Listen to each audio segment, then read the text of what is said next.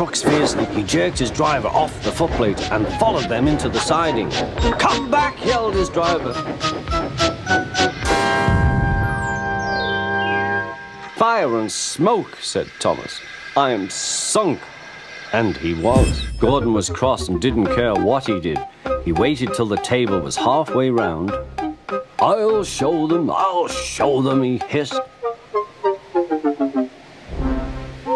He moved slowly forward to jam the table, but he couldn't stop himself and slithered into a ditch. "Ooh!" she hissed. "Get me out! Get me out!"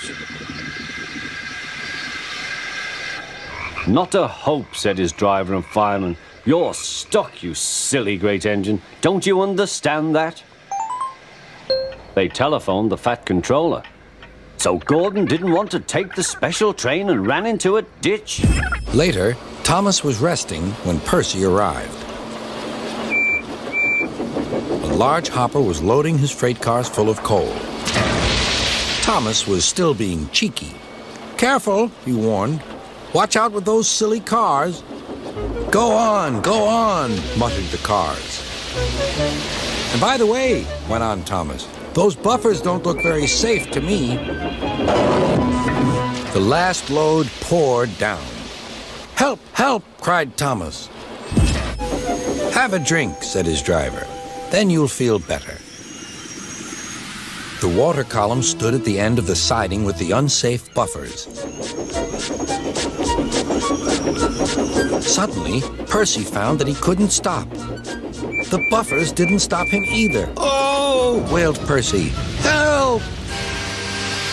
The buffers were broken, and Percy was wheel-deep in coal. Duck put every ounce of weight and steam against the cars. "It's too late!" Duck groaned. He veered into a siding where a barber had set up shop. He was shaving a customer.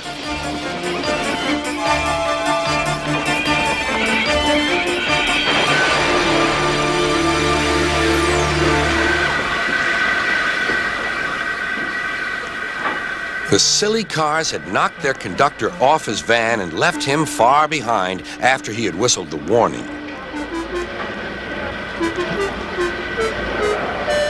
But the cars didn't care.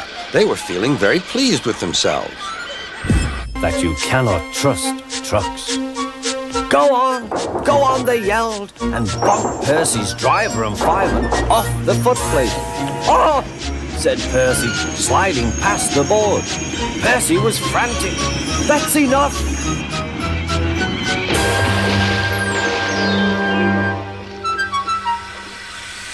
Percy was sunk.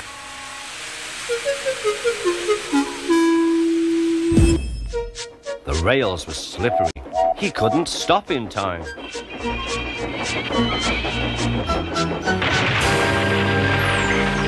The Fat Controller was most annoyed.